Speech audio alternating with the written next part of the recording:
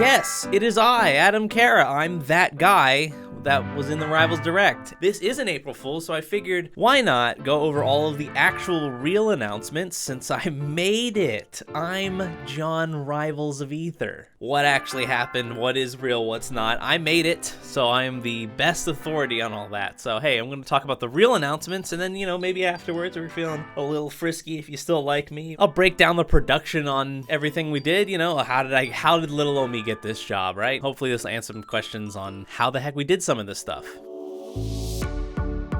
The definitive edition. I just wanted to spell any goddamn concerns because I get a lot of comments. I see a lot of comments on the actual Rivals Direct. Everyone who's done like more recent Rivals stuff has gotten these comments of how much is the definitive edition going to cost? How is it going to work? It will be a free upgrade. It is an update. Essentially, the definitive edition doesn't actually exist. Rivals is Rivals. If you own Rivals of Aether on Steam, then you will have the definitive edition. The definitive edition, again, not really a thing. It's just an update, essentially. There won't be like some special other definitive edition on the Steam store. You just buy Rivals, you own Rivals. Okay? We make that clear? Everyone? Pencils down. I mean, it's obviously impossible to stop all these comments, but hopefully, help spread the word. Rivals is Rivals. It's not Street Fighter, right? There's no like Ultra Street Fighter Rivals. You buy it, you own it. It's that simple. Stop bothering me about it. Tetherball, Rivals of Tether, Rivals of Tether, if you will. Actually really bums me out that we never made a joke about Rivals of Aether. Like, I knew about saying it that way. Shouts to George, who was the first person to ever say that to me, but I could never find a way to work it into the script. It's gonna be a real mode, an actual playable mode. I myself have actually played this. It's like the main thing I want to say about Rivals of Tether is that it is way better than it has any right to be. It is actually really fun. When you look at it at first, you're like, oh, this is silly, right? This is some dumb thing. But then when you play it, you're like, there's a real game here. Like, there's actually strategy. You're not just hitting a ball mindlessly. Just to clarify some of the mechanics of the way it works, the ball, winds up just like actual Tetherball. Once it winds all the way up, you get a point. You can change in the settings, the best of, best of 3, best of 5, or whatever you want. And then so the main strategy in Rivals of Tether comes from the fact that you can only hit the ball when it's on your side of the court. A main part of the strategy will be having to set it up so that the ball is yours. Like, as you can see, there's the red and blue little effect around the ball that shows which way it's spinning and who is actually in the process of winning or which direction the ball is going in. But the thing is, too, another balancing mechanism is the way it works is you can't die forever.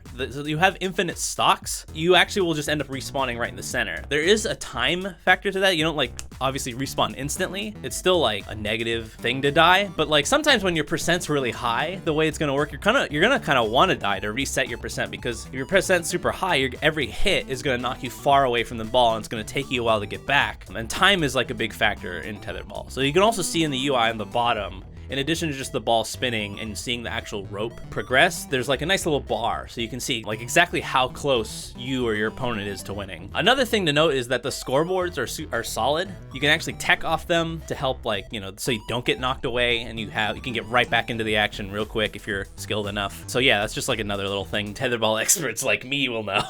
Yeah, it's real interesting because since the win condition is now a completely different thing than it used to be, kind of the tier list or whatever is completely different from the base game.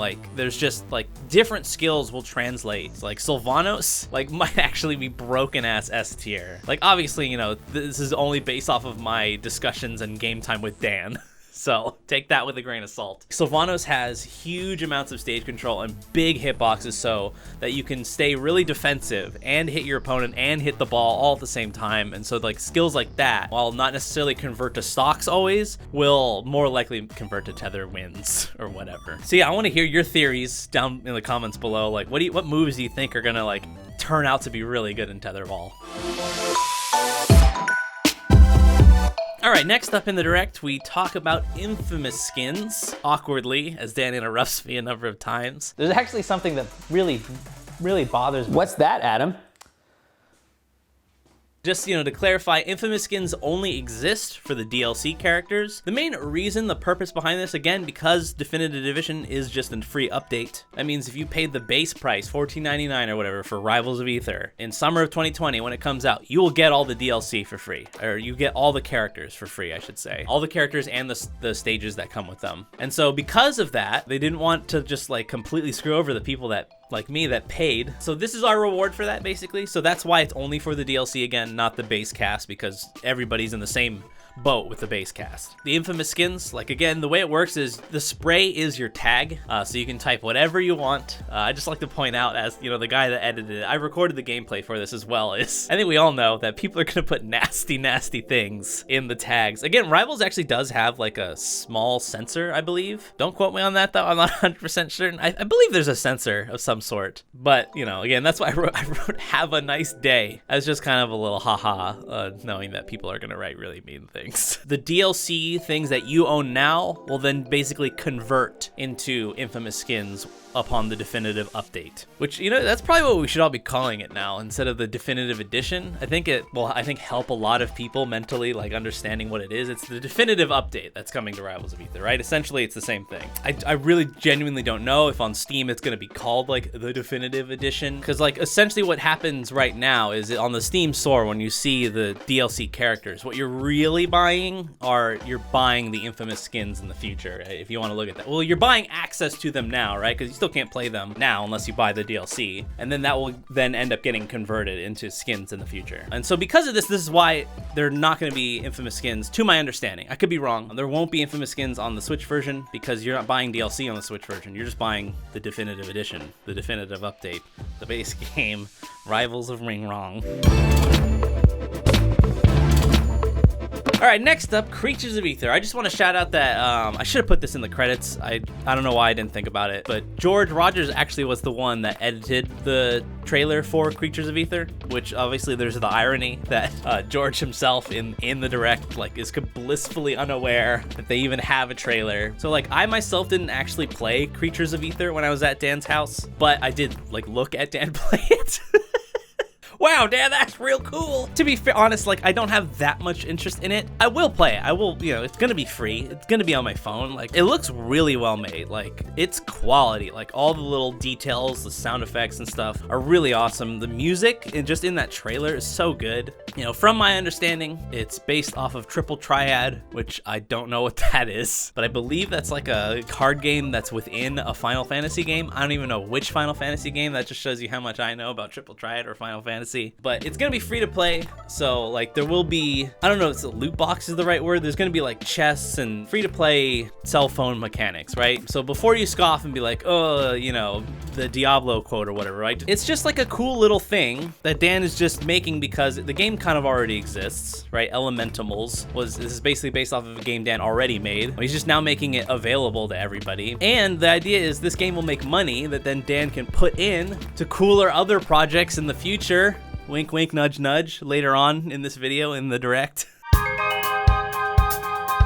I was really happy with this moment. It was a really awesome hype moment. This is one of the first things Dan had me working on, was this what we call the expanded Aether montage. So we're getting a slew of new stuff, brand new things, comic book, blammo. What I can say, I don't know what I can say about this stuff.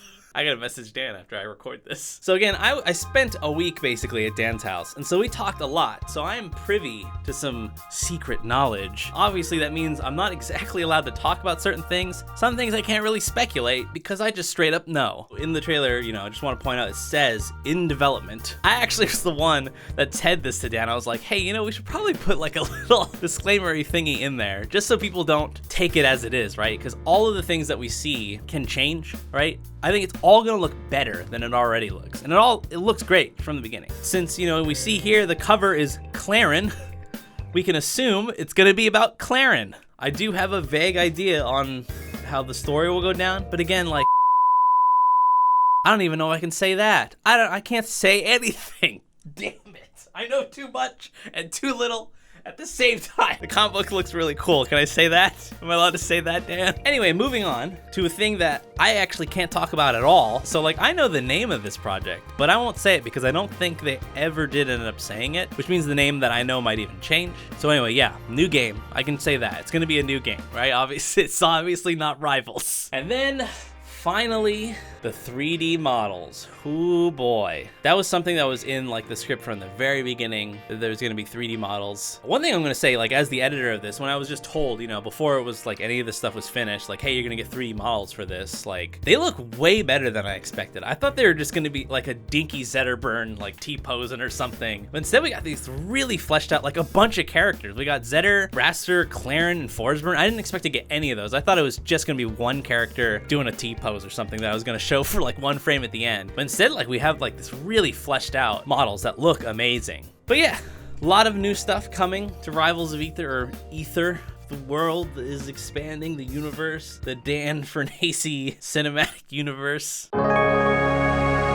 How the heckers checkers did little Adam Carra, little dinky nobody YouTuber Adam Carra, get to be the greatest movie maker of all time? How'd I land this gig? Well, obviously it's because like I'm one of the few like Rivals first YouTubers, right? Like I don't want to, how do I say this in a way without insulting anybody else making content in Rivals of Aether? I'm just like one of the few people that like came from Rivals. Like I never made Smash content. I never made really anything else before Rivals. I'm a, like, basically, what do you call it? Like a pure community Rivals member. I think that's, you know, one of the factors, right? Why pick Adam Carra? 2, hey, I think I was okay at it. I think it's pretty good. 3, I met Dan too. He didn't just fly me to his house out of the blue, right? I've gone to a number of different tournaments, hung out with Dan, talked to Dan, drank with Dan. And also at the end of the day, I think, you know, Dan took a risk hiring my ass.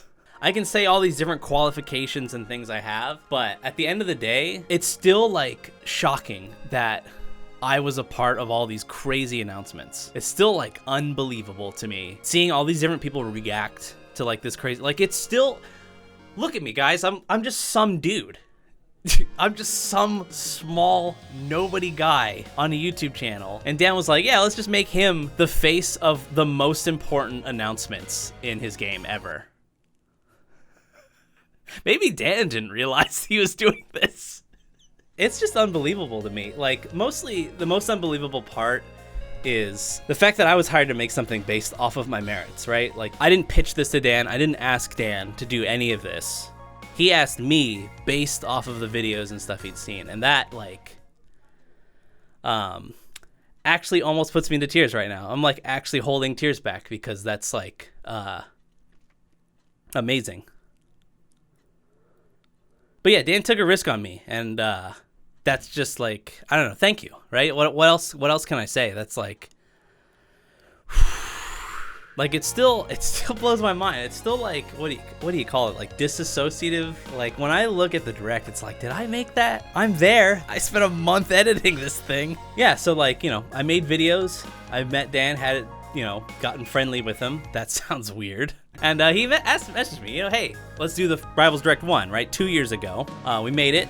It was okay. Looking back, honestly, like I'm probably the one person that really doesn't like the Rivals Direct 1. It obviously was good enough that 2 years later, Dan was like, hey, let's get at him and do Rivals Direct 2. So yeah, Dan, you know, messaged me. He reached out, said, hey, this is what we're going for. He gave me basically a Google Doc of all the announcements. We had like, you know, discussed like what the tone we were going for is, because it's very different from the first Direct, right? The first Direct is a more straight up knockoff where like I'm in front of a green screen and I'm snapping and doing the thing. The Rivals Direct 2 obviously is like a way different beast. That was one of the first things we discussed. And then after I figured out, okay, this is what we're going for, you know, I wrote a script and I gave it to Dan and he never read it. Now, obviously at some point there was some feedback, but actually it was kind of wild. Dan, like, I feel like put a lot of trust. Basically we were there for 6 days.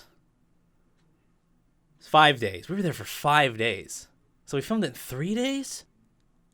That doesn't sound right. We did film it in 3 days. I could have sworn it was 4 days. We filmed this guy in 3 days. Yeah. 3 days! The first day we got there was just planning. We did like a literal table read of the script, tried to figure out, hey, you know, does this joke work and yada yada, and we had to do a lot of rewrites just on the fly, on the day that we filmed and stuff. It's honestly thinking about this whole thing, it's like, how the hell did this work? But yeah, day one, we shot basically all the interview stuff. The joke behind Rivals is like it's this 3-camera like live setup, but obviously it wasn't live. So we brought 3 cameras, and Stefan, for basically everything but the merch section, is the dude behind the cameras. You know, we just had them all roll at the same time so that I could then edit it later. So we got the coverage there. Then the second day, we filmed the Tetherball skit. There's like almost a universe where the Tetherball skit didn't work because it's Washington and it rains all the time, but we lucked out and somehow it didn't rain on the day we had to do the Tetherball stuff. And then the third day, we did the merchandise section and then like pickups of the other interviewee section things that we didn't film on the first day. And then later on, Stefan and I filmed the milestone sections when we came back to California. So that stuff was done remotely. That's why you don't see the devs in the milestone section. And we're wearing different clothing and look different. But yeah, this was a wild ride. The Rivals Direct is easily, it's not even a competition, easily the most complicated, ambitious, biggest, craziest, best project I've ever worked on. It's scary too, like in a way, like I feel like I've peaked. I worry about that now. I'm like, how am I gonna beat that? How am I gonna do better than the Rivals Direct 2? I don't think I will for a while. But yeah, I just want to say, you know, thank you so much, Dan, you know, for letting me just goof off in front of thousands of people, troll a whole fandom. You know, shout outs to George, Trevor, and everybody else that worked on the Direct, all the people that weren't like actually in Washington that also helped. I don't want to start naming them because I'm gonna forget people. And of course, thank you, Stefan. Like, Stefan is definitely like my rock, like going over. I've never flown to a place to film something before. It's been a while since I've had to direct people. Like, I've directed like short films and stuff for film school and just personal projects and stuff, but nothing on this scale. Having Stefan there, you know, my buddy, my boy, Stefan, you know, who we went to film school with, definitely made things like more stable so that I wasn't just crying and freaking out. So yeah, here's to the future.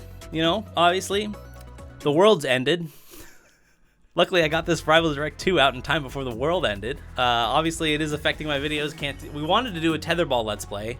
I want to do one with Stefan and Miranda, but haha, the world's over. That didn't happen, so you're gonna expect more videos like this where I'm talking to you. If you like them, hey, why not subscribe? Hit a thumbs up. Praise the algorithm, that Lovecraftian god that we have accidentally spawned that rules over YouTube and soon the rest of the world. Thank you all so much for watching. Whew, I will see you on the flippity floppity.